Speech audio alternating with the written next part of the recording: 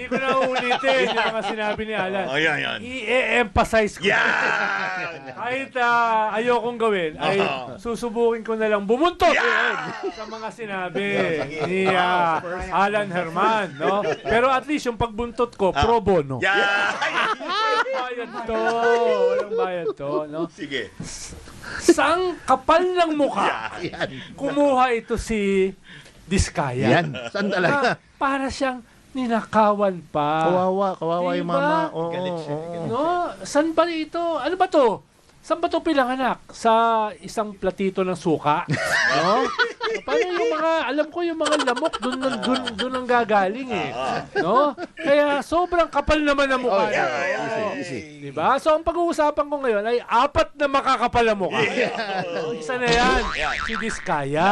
Okay. No, One. buti na lang. Isa to sa nirecommend ni Secretary Vince na kasuhan at saka ikulong. No? Magapit na yan. Oh, yan, di Doon ba? nakamura yan eh. Oh. Magapit na Pero yan. mas makapal yung mukha nung isang senador na dinidepensahan pa siya at pinipilit Uy. na siya ay isama sa witness protection at maging state witness. Yan!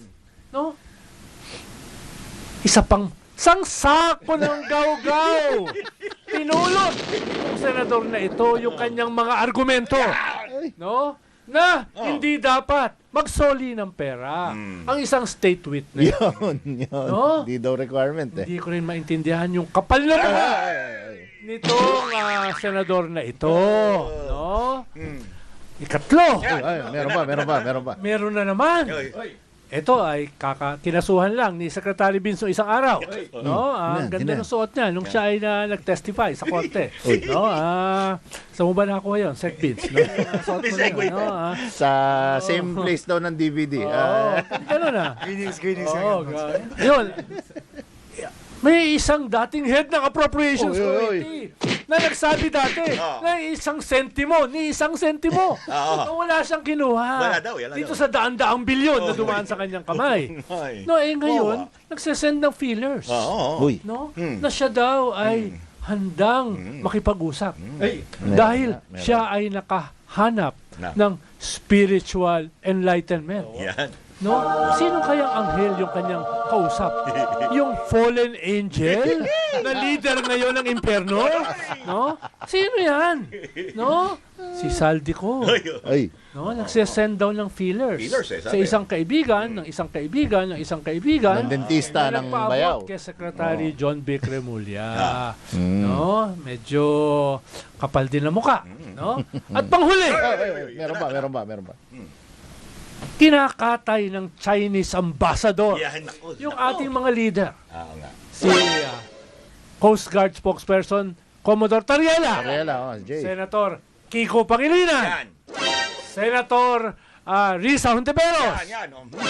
Congresswoman Chel Jokno, Congresswoman Laila De Lima, Yan. Congressman Chel Jokno Yan. at Secretary Gibo Chodoro. Naku. Binabastos. Yan. Bastos eh. Sarili Tapos, sila pa ang galit. Yan. Na sila daw ang binabastos Yun. at pinatawag yung ating ambassador sa China. No? Para magpaliwanag. Imagine mo, sila na yung sumasakop sa ating teritoryo. Sila pa. Sila na yung nangaharas sa ating frontliners. Sila na nag-iinsulto sa ating Yun. mga leaders. Sila pa ang galit. Yun. Kapal din ang mukha, di ba? Ay, Kapal nako. Pero meron pang mas makapal. Meron ba? Yung ating Vice President. Oy. Sa kabila ng lahat ng ito, pumunta sa Mindoro para mag-ribbon cutting kasama ang Chinese ambassador para sa isang basketball court.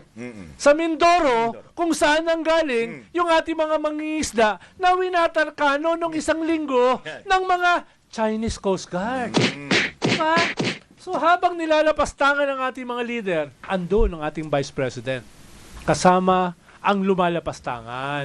Anong tawag dyan? Yan. Di ko alam. Ang tawag dyan ni Michael Pahatin ay makapili.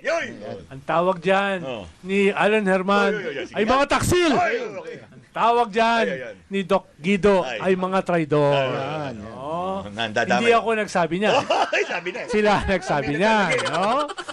Oo. Pero posibleng tama sila. Yeah. Kaya wag nating kalimutan Yan. yung mga makakapal na Yan. mukha na yan. Yan. Iyo. Ayoko sanang ilagay o dalhin kay Sec Vince ito, pero nakikita natin ang, ba habang nagbabardagulan, nakikita natin yung kanyang mukha. Pero hindi kita ipuput on the spot. Okay? Yung diskaya lang, doon ka kasi napamura eh. Ano ba yung diskaya?